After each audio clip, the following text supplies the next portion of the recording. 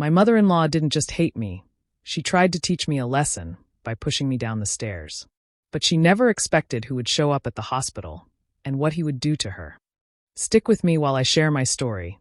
And if it touches you, don't forget to support our channel by hitting that subscribe button, dropping a like, and sharing it with the people you care about.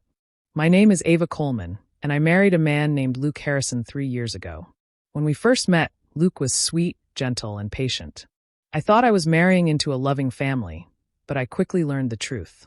His mother, Marla Harrison, hated me from the moment she saw me. She didn't hide it either.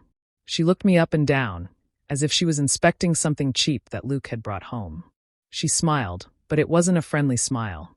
It was tight, forced, and full of judgment. I tried to push it aside. I told myself she just needed time to get used to me.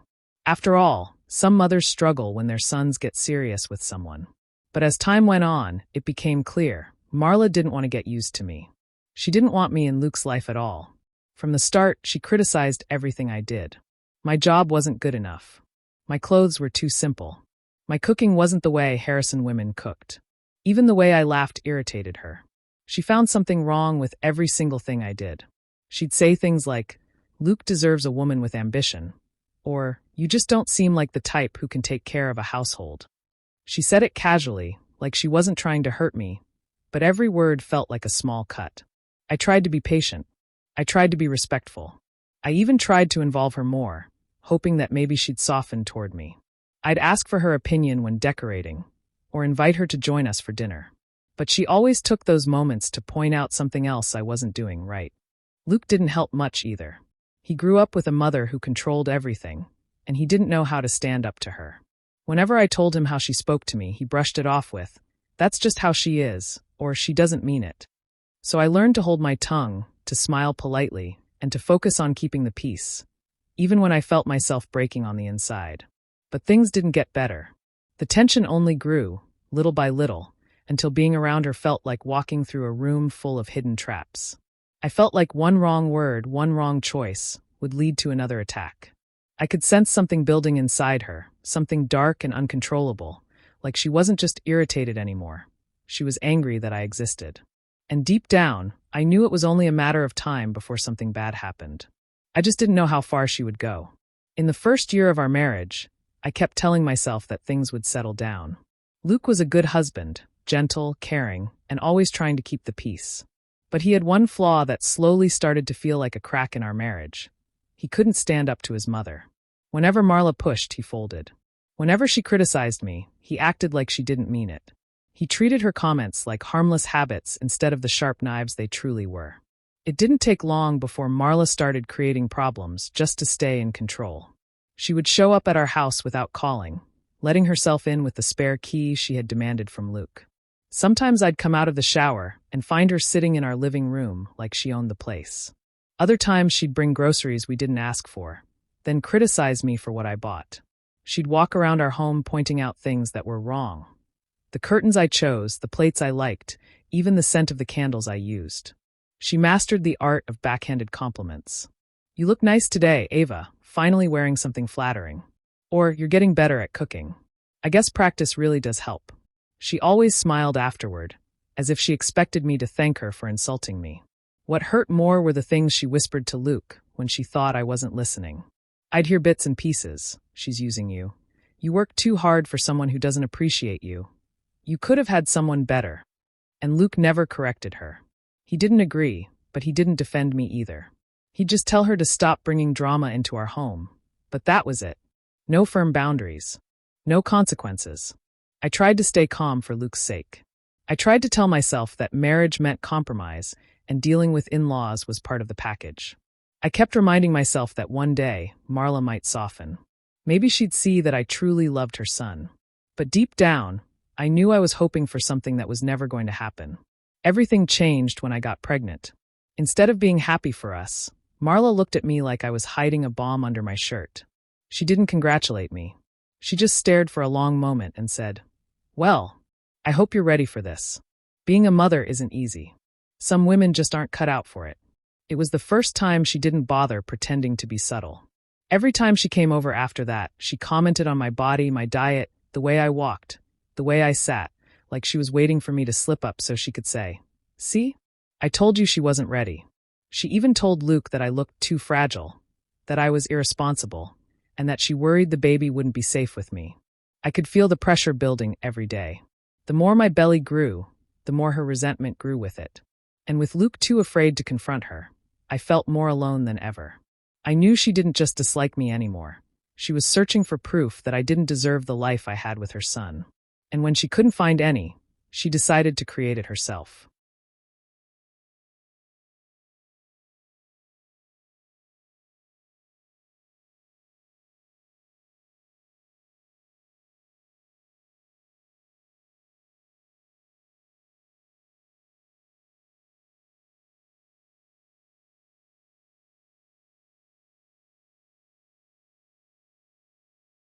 When Luke and I moved into our new house, I hoped it would be a fresh start. I imagined peace, quiet, and space for our growing family.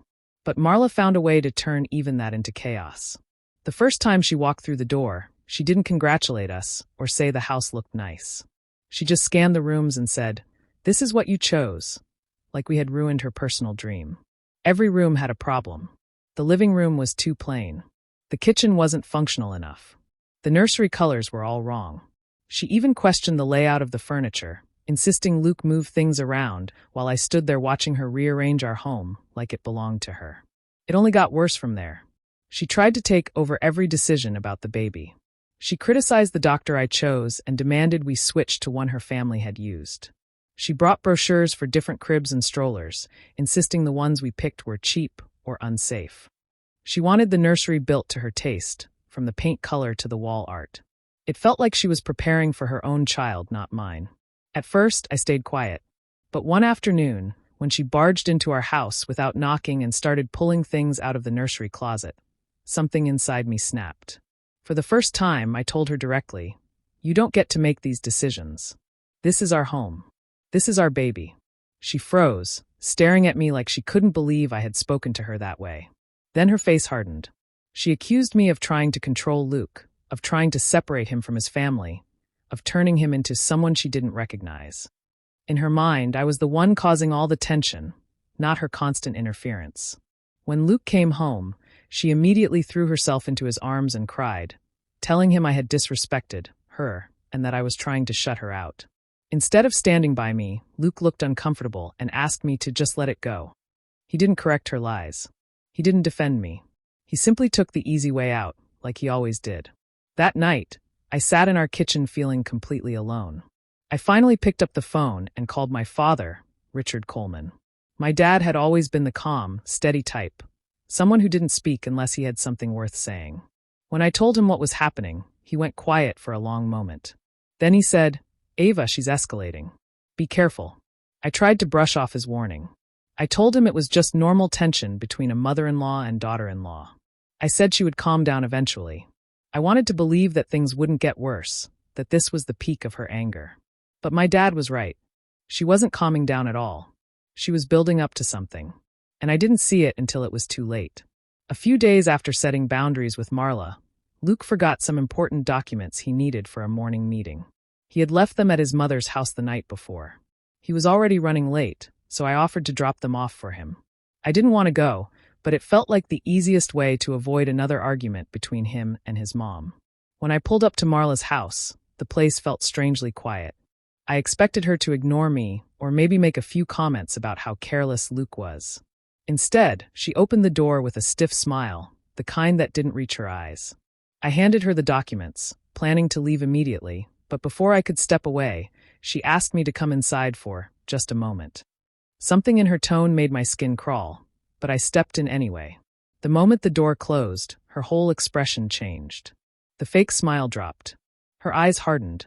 She stood between me and the hallway, blocking my path. "You're ruining my son's life," she said quietly, like she had been rehearsing the words. I told her I didn't want to argue, that I just came to drop off the papers. But she followed me as I stepped back, forcing me toward the stairs. Her voice grew louder, sharper. She accused me of turning Luke against her, of making him weak, of taking away the future she had planned for him. She said I wasn't good enough for him, that I never would be. I tried to stay calm. I told her I was leaving, that this conversation wasn't healthy. When I stepped toward the stairs to go down, she suddenly moved closer, her face filled with pure anger. As I turned to walk away, she snapped. I felt both of her hands slam into my back before I even realized what was happening. The force knocked the air out of my lungs. For a second, everything froze, the world tilted. And then I was falling. My stomach flipped, and the steps rushed up toward me. My body hit each one hard, my arms twisting, my head slamming against the edge of a step. I landed at the bottom with a sickening thud. Pain shot through me, sharp and blinding. I felt warm blood trickling down the side of my face. My vision blurred. I tried to call for help, but my voice came out weak and shaky. Marla rushed down the stairs, but not to help me. She looked terrified, not because she cared, but because she realized what she had done. She kept saying, "You fell, you fell, you fell," like she was trying to convince herself more than me. Then she started moving things around. A shoe near the top of the stairs, a small rug slightly crumpled. The handrail pulled forward as if I had grabbed it. She was staging everything to make it look like an accident. But what she didn't know was that her neighbor, Mr. Turner, had recently installed a door camera facing her porch and part of the staircase window.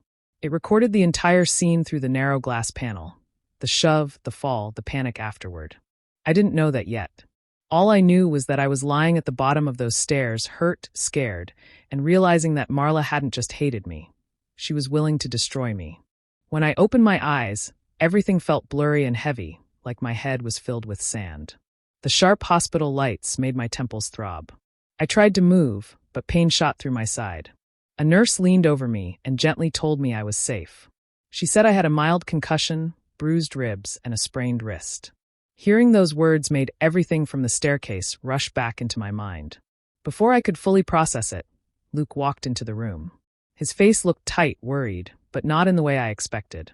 He didn't ask what happened. He didn't touch my hand. He didn't even sit beside me.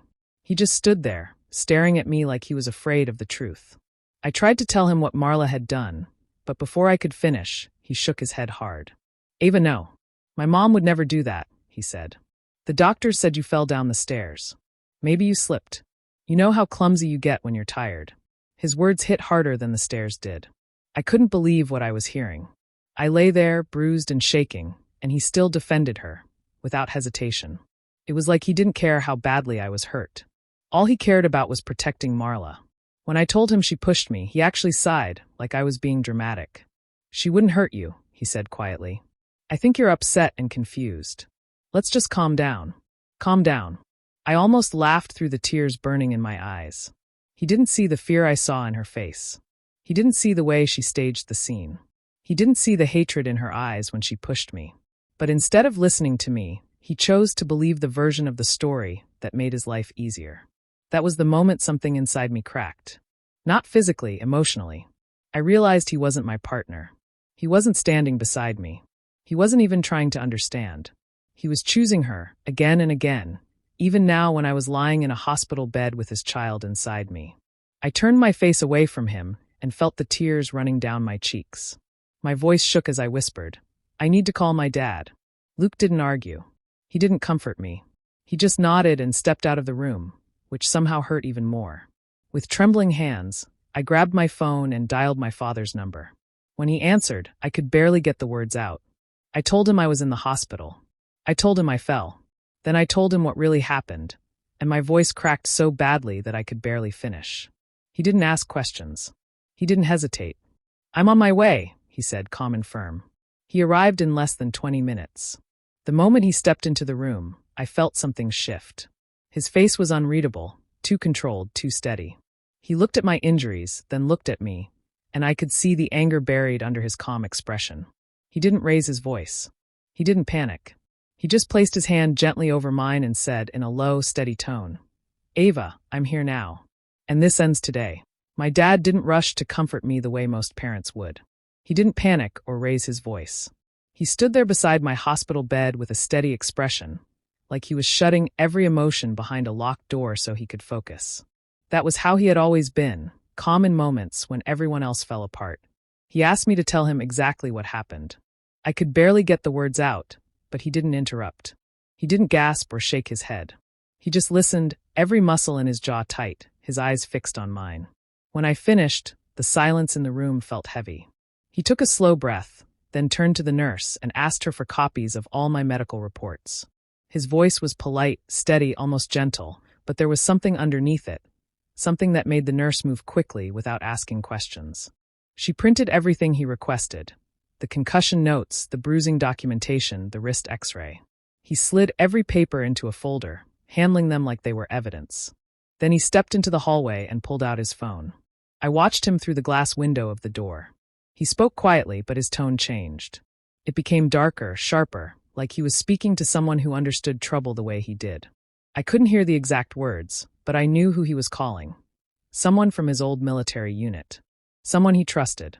Someone who didn't ask why when he called. He came back inside after ending the call. I asked him what he was doing, but he didn't answer me directly. He placed his phone in his pocket, pulled up the chair next to my bed, and sat down slowly. Then he said one single line, calm, controlled, chilling. "She thinks she hurt my daughter. She has no idea what she's done." Something inside me tightened when he said that. I had seen my dad angry before, but this wasn't anger. This was something heavier, something like quiet determination. He wasn't yelling, he wasn't emotional, and that scared me more than anything. My dad's calm was always the warning before the storm. I tried to ask him what he meant, but he stood up before I could finish. He told me to rest, that he would be back soon.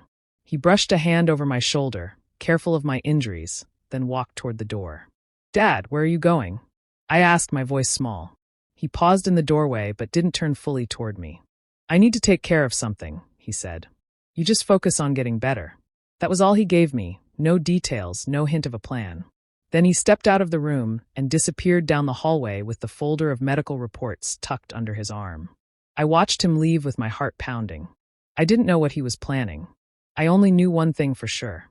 Whatever he was about to do, it would change everything. Within the next 24 hours, my dad moved faster than I ever imagined. He didn't tell me a single detail of what he was doing, but later I learned exactly how carefully he had worked. The private investigator he called was someone he trusted from years ago, a man who understood how to dig for the truth without drawing attention. The first thing he did was talk to Marla's next-door neighbor, Mr. Turner. My dad didn't pressure him, just explained that he needed to know what happened at the house that morning. As soon as the investigator mentioned the staircase, Mr. Turner's expression changed. He quietly said he had installed a new door camera that captured part of the staircase through the side window. He handed over the footage without hesitation.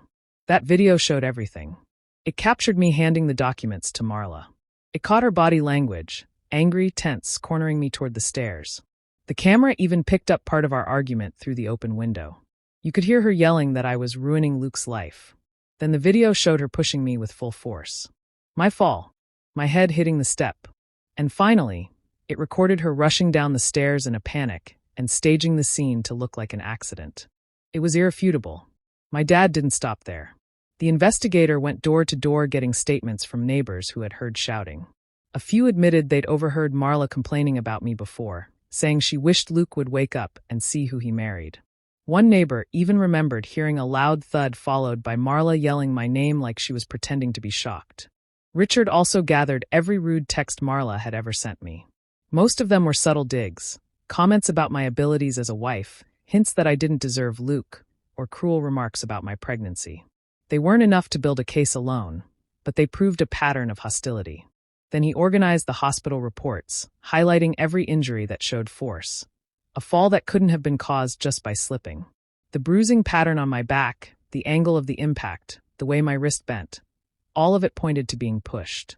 By the time he finished collecting everything, he had a full file thick enough to ruin someone's entire life.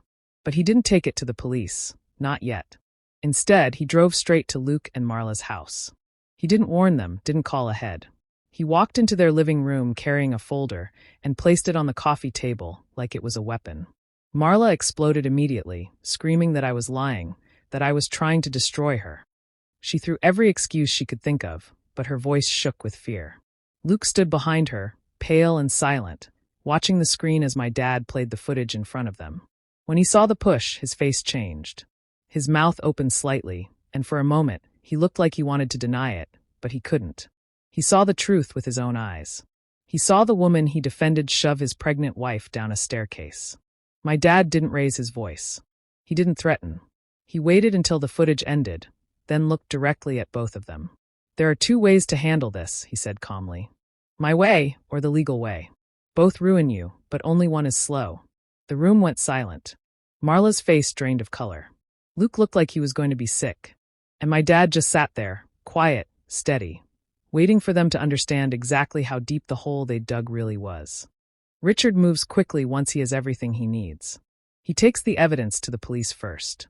He sits with the officer, shows the video of Marla pushing Ava, and hands over the medical report that proves Ava was hurt by force, not by accident.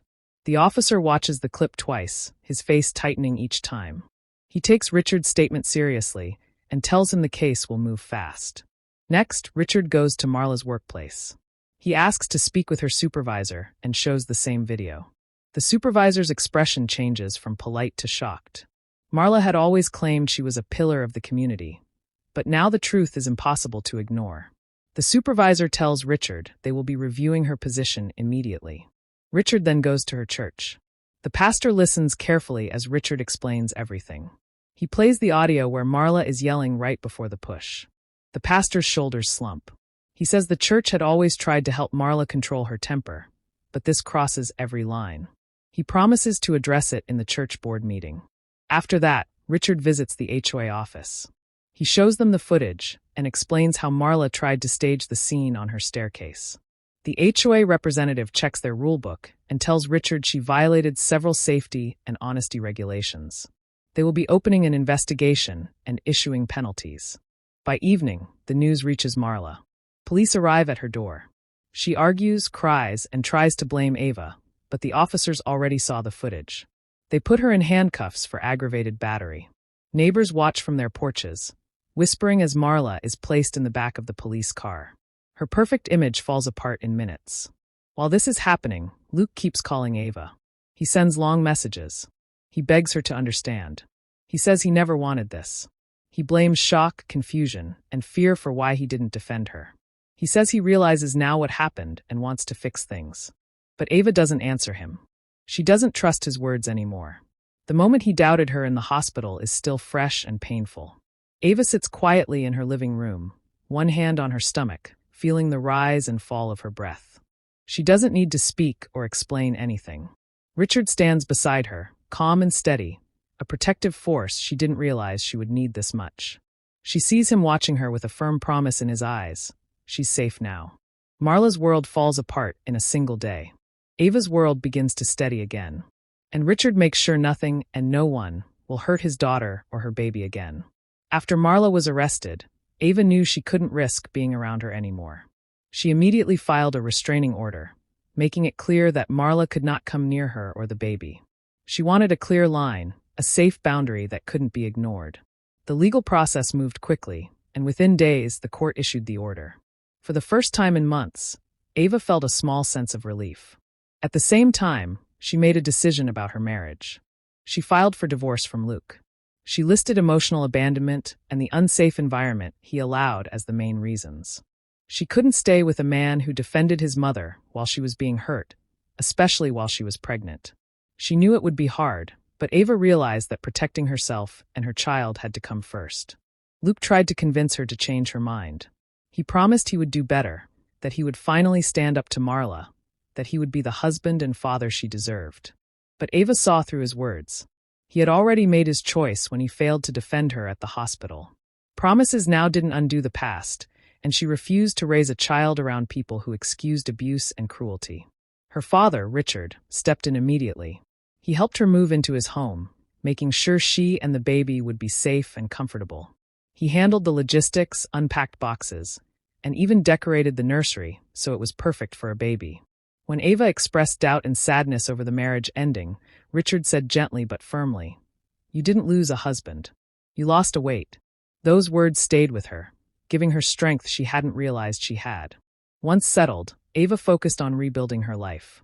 She started a new job, one that she had wanted for a long time, but hadn't pursued because of the constant stress from Marla and the tension with Luke.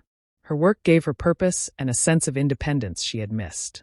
She also started therapy, helping her process the trauma, the betrayal, and the fear she had lived with for so long. Slowly, she began to feel peace, the kind that comes from taking control of her life and refusing to let others dictate her happiness. Every day, she noticed small victories. Sleeping through the night without anxiety, laughing without feeling guilty, and feeling the baby kick with a sense of calm. The fear and tension that had dominated her life were replaced with hope. She knew the road ahead wouldn't be easy, but for the first time, she felt in control. Ava's life was no longer defined by her mother-in-law's cruelty or Luke's inaction. She was building something new, stronger, and safer. And she knew that nothing and no one would take that away from her or her child. Months passed, and the court case finally came to an end. Marla was sentenced for aggravated battery. Her perfect image in the town was completely shattered. People whispered about what she had done, and she had no one to defend her. Luke tried to reach out to her, but she ignored him.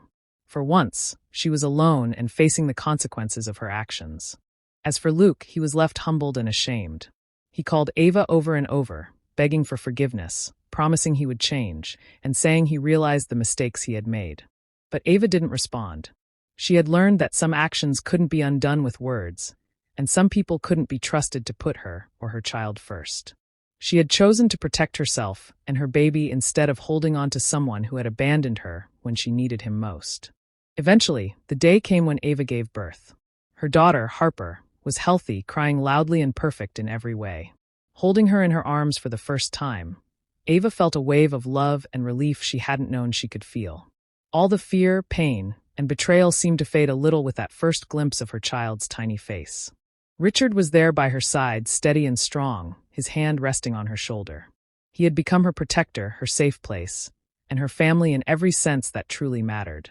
As Ava watched Harper sleep in her crib that night, she reflected on everything that had happened. She remembered the stares, the fear, the pain, and the betrayal. She remembered lying in the hospital, thinking she had lost everything. And then she realized something powerful.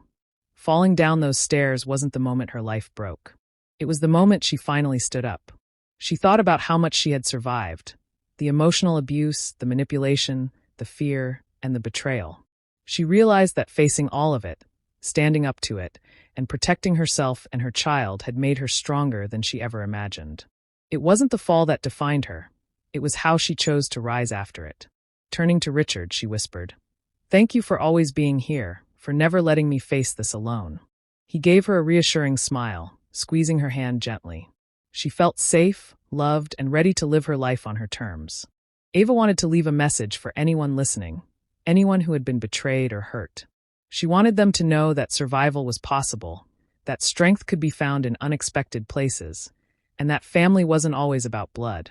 It was about those who showed up when everyone else disappeared. You can survive betrayal. You can rebuild. And sometimes, the strongest family is the one that shows up when everyone else disappears, she said softly, looking down at Harper. She knew, without a doubt, that life was finally hers to live, filled with love, peace, and hope for the future.